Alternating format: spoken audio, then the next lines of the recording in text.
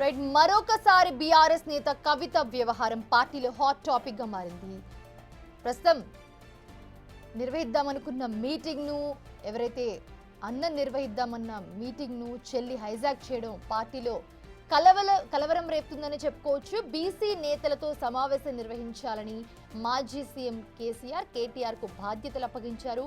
దీంతో ఈ నెల 4న సమావేశం నిర్వహించాల్సిందని నిర్ణయించుకున్నారు. అయితే కవిత దీనికంటే 2 రోజుల ముందుగానే హడావిడిగా తన నివాసంలో బీసీ నేతలతో భేటీ అయ్యారు.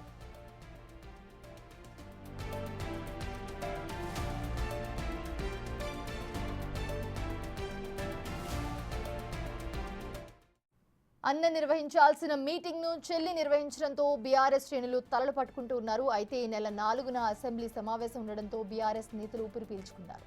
దీంతో అసెంబ్లీ పేరుతో సమావేశాన్ని వాయిదా వేయాలని నిర్ణయించారు.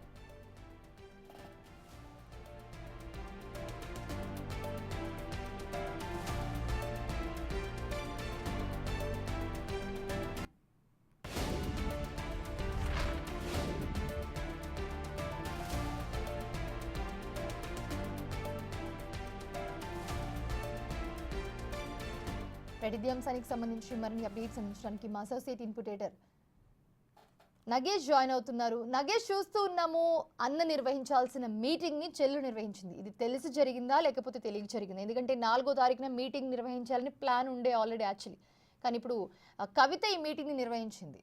ఎలా చూడొచ్చు అంటారు దీన్ని? టీఆర్ఎస్ పార్టీలో ఆధిపత్య పోర్ అనేది స్పష్టంగా కనిపిస్తుంది.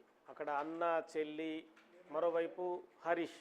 సో మొత్తానికైతే ఓవరాల్గా కేసీఆర్ ఏమో ఫామ్ హౌస్లో ఉన్నాడు, బయట మాత్రం అల్లుడు, కొడుకు, బిడ్డ రకరకాలుగా వాళ్ళు ఆధిపత్య ధోరణిని కనబరుస్తున్నారని చెప్పచ్చు. ఇక బీసీలకు సంగతి చూస్తే కనుక తెలంగాణ కాంగ్రెస్ ప్రభుత్వం ఆల్రెడీ బీసీ కులగణనకు సంబంధించి చాలా వరకు సమావేశాలు నిర్వహించింది. నిన్ననే సెక్రటరియట్లో దానికి సంబంధించిన రిపోర్టును కూడా వాళ్ళు అందజేశారు మంత్రులకి.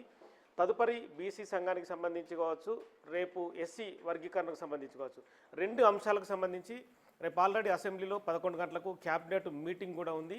కులగణన జరిగిన తర్వాత బీసీల శాతాన్ని, ఎస్సీ ఎస్టీలు, అలాగే తెలంగాణ రాష్ట్రంలో ఉన్న ఓవరాల్ జనాభాకు సంబంధించి కూడా ఎంతమంది బీసీలు ఉన్నారో, మిగతా కులాలు ఎన్ని ఉన్నాయని చెప్పి కూడా ఓవరాల్గా కంప్లీట్ రిపోర్ట్ని అందజేసిన పరిస్థితి.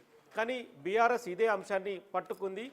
కేటీఆర్ని మొదట బీసీలకు సంబంధించిన సంఘాలను పిలిచి వాళ్ళతో సమావేశం నిర్వహించాలని చెప్పి మాజీ ముఖ్యమంత్రి కేటీఆర్కు చెప్పాడు. కానీ అదే విషయాన్ని, ఆ సమాచారాన్ని కవిత తీసుకుంది.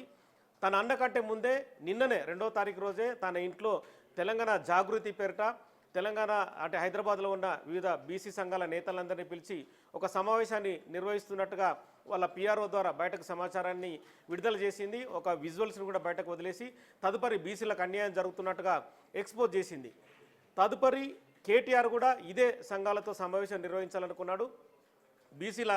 బీసీలకు సంబంధించిన అంశాన్ని తెరపైకి తీసుకురావాలనుకున్నాడు. కానీ హైజాక్ చేసిన కవిత తాను ముందే సమావేశాన్ని నిర్వహించింది.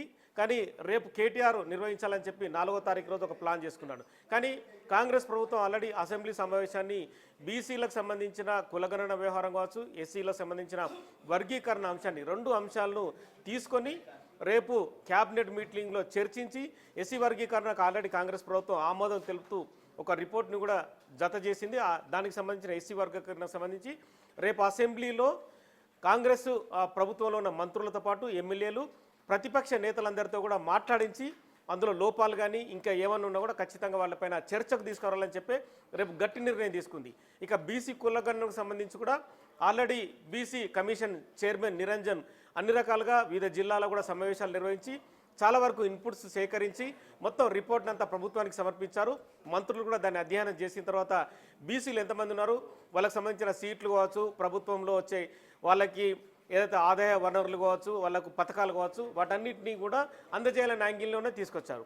సో ఇవంతా వ్యవహారం కాంగ్రెస్ ప్రభుత్వం చేస్తుండగానే బీఆర్ఎస్ పార్టీకి ఏదో రకమైన మైలేజ్ కోసం ఆ పార్టీ ప్రయత్నం చేస్తుంది. ఈ క్రమంలోనే కేసీఆర్ ఆదేశాల మేరకు 4వ తారీఖు రోజు బీసీలకు సంబంధించిన సమావేశాన్ని నిర్వహించాలని చెప్పి వర్కింగ్ ప్రెసిడెంట్ కొన్న కేటీఆర్ నిర్ణయం తీసుకున్నారు. కానీ అందకంటే ముందే చెల్లె నిన్న నిర్వహించి తదుపరి తాను ఇందిరా పార్క్ దగ్గర ధర్నాలు కావచ్చు, వివిధ రకాల అంశాన్ని తెరపైకి తీసుకొని ఏదో రకంగా ముందుకు పోవాలని చెప్పి ప్లాన్ చేస్తుంది. అంటే ఓవరాల్గా బీఆర్ఎస్ పార్టీలో ఆధిపత్య పోరు అనేది స్పష్టంగా కనిపిస్తుంది.